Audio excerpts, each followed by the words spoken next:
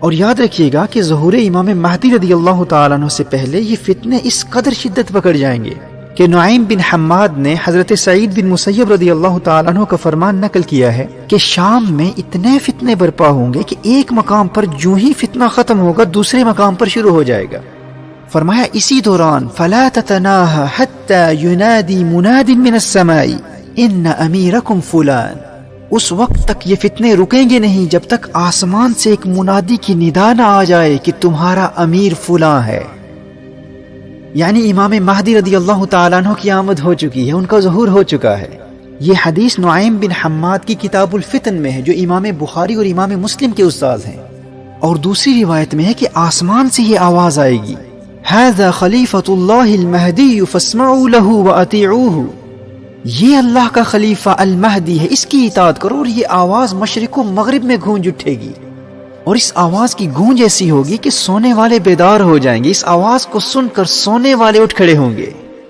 اور امام مہدی مدینہ منورہ میں ہوں گے اور مدینہ منورہ سے مکہ مکرمہ پہنچ کر اقتدار سنبھالیں گے، اور پھر کچھ وقت گزرنے کے بعد امام مہدی رضی اللہ تعالیٰ عنہ پر حملے کے لیے سفیانی اپنی فوج بھیجے گا،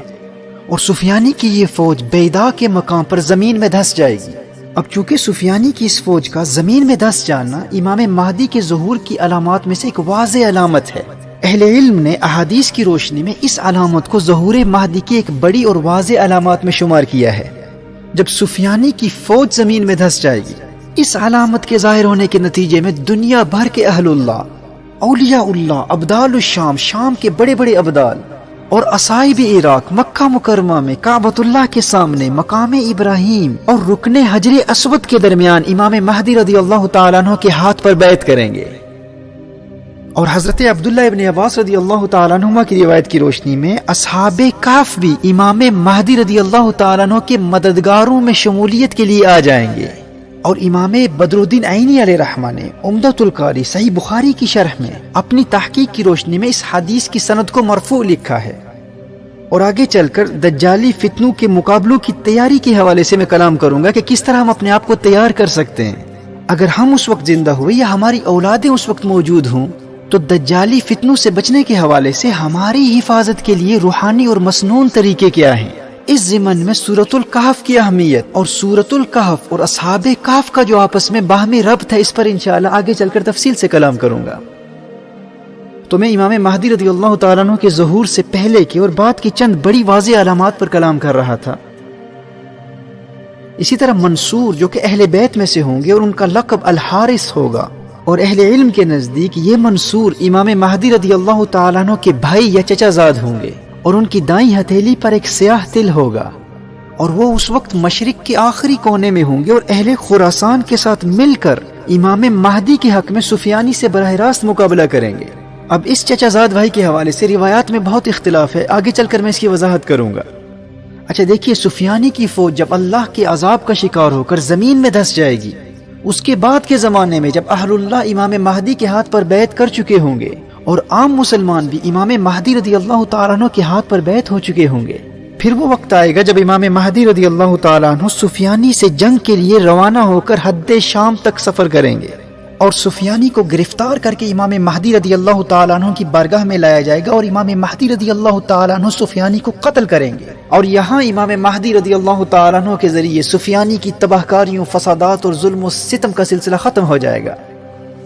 اور پھر دنیا یہ نظارہ بھی دیکھے گی کہ زمین اپنے جگر کے ٹکڑے سونے کے ستونوں کی طرح ظاہر کرے گی۔ کعبۃ اللہ میں جو خزانہ مدفون ہے، امام مہدی رضی اللہ تعالیٰ عنہ اسے نکال کر فی سبیل اللہ تقسیم کریں گے۔ امام مہدی کثرت سے لوگوں میں سونا اور چاندی تقسیم کریں گے، اور لوگ اس قدر دولت مند ہو جائیں گے کہ کسی کو کسی چیز کی حاجت نہیں ہوگی۔ عوام میں استغنا اور بے نیازی اور زمین کی برکات کا عالم یہ ہوگا کہ خشک لکڑی خشک زمین میں بوئی جائے گی تو وہ سبز ٹہنی بن کر پتوں سمیت نمودار ہوگی، اور مال و دولت کی کثرت و فراوانی اور مسلم دنیا کی اکانومی کی عروج کا عالم یہ ہوگا کہ زندہ لوگوں کی یہ تمنا ہوگی کہ کاش وہ لوگ جو تنگی کے زمانے میں دنیا سے چل بسے آج وہ زندہ ہوتے اور اس منظر کو دیکھ لیتے۔ اللہ اکبر۔ دیکھیے، آج جب پورا عالم کفر اسلام کے چراغ کو بجھانے کی جد و جہد میں کوشاں ہے اور تمام مسلم دنیا انتہائی قسم پرسی اور پسماندگی کی کیفیت میں ہے، جب ایسے مایوس کن حالات میں ہم ان احادیث کو سنتے ہیں تو امید کی ایک کرن نظر آتی ہے، اور یہی وہ امید ہے جو ہمارے اندر ہمت اور حوصلہ اور محنت کا جذبہ بیدار کرتی ہے کہ وہ دن دور نہیں ہے جب ملت اسلامیہ کو اس کے عروج رفتہ سے دوبارہ آشنا کرایا جائے گا، ہمیں ہماری کھوئی ہوئی وراثت پھر ملے گی۔ جامع ترمذی کی حدیث ہے، فرمایا لا تذهب الدنيا حتى يملك العرب رجل من اہل بیتی۔ سبحان اللہ، فرمایا یہ دنیا اس وقت تک ختم نہیں ہوگی جب تک میرے اہل بیت سے ایک مرد عربوں کا حاکم نہ بن جائے۔ اور سنن نبی داؤد کی حدیث ہے، فرمایا اللہ جل وعلا مجھ سے یا میرے اہل بیت سے ایک مرد کو بھیجے گا، یملأ الارض قسطا وعدلا كما ملئت ظلما وجورا، جو زمین کو عدل و انصاف سے ایسے بھر دے گا جیسے یہ زمین ظلم اور جور سے بھری ہوئی ہے۔ اور سنن نبی داؤد ہی کی ایک اور حدیث ہے، فرمایا المہدی من عترتی من ولد فاطمہ، وہ کون ہوگا جو دنیا کا نقشہ بدل دے گا؟ فرمایا یہ مہدی میری عطرت سے، میری فاطمہ کی اولاد سے ہوگا۔ سبحان اللہ، یاد رکھنا وہ مرد مجاہد جو آج کے اس مفلسی، غربت، قسم پرسی، پسماندگی اور ظلم و ستم کے زمانے کو عدل و انصاف، امن و آشتی، محبت و رواداری، دولت اور خوشحالی کے زمانے میں بدل دے گا، وہ کون ہوگا؟ وہ فاطمہ تو زہرا کی اولاد میں سے ہوگا، اس کی رگوں میں میرے آقا کا خون دوڑ رہا ہوگا۔ اور امام برزنجی نے الاشاع لاشراط الساعہ میں لکھا ہے کہ یہ وہ دور ہوگا جب آل محمد سے بغض رکھنے والے دنیا سے مٹ جائیں گے، تمام مخلوق اس زمانے میں آل محمد سے محبت کرنے والی ہوگی۔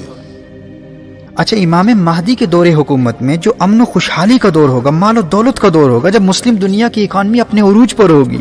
جس میں وہ کثرت سے سونا اور چاندی تقسیم کریں گے، یہ خوشحالی کا زمانہ انہی 7 سالوں میں ہوگا جو الملحمۃ الکبریٰ سے پہلے ہوں گے۔ یعنی یہ وقت اس سب سے بڑی عالمی جنگ، اس آرمیگیڈن سے پہلے آئے گا، اور اس الملحمۃ الکبریٰ کے بعد کے زمانے میں امام مہدی رضی اللہ تعالیٰ عنہ قسطنطنیہ بھی فتح کریں گے اور روم کو بھی فتح کریں گے، اور فتح روم اور قسطنطنیہ کی فتح تک دجال کا خروج نہیں ہوگا۔ یعنی الملحمۃ الکبریٰ سے چند سال گزرنے کے بعد قسطنطنیہ اور روم فتح ہوگا، اس کے بعد پھر دجال کا خروج ہوگا۔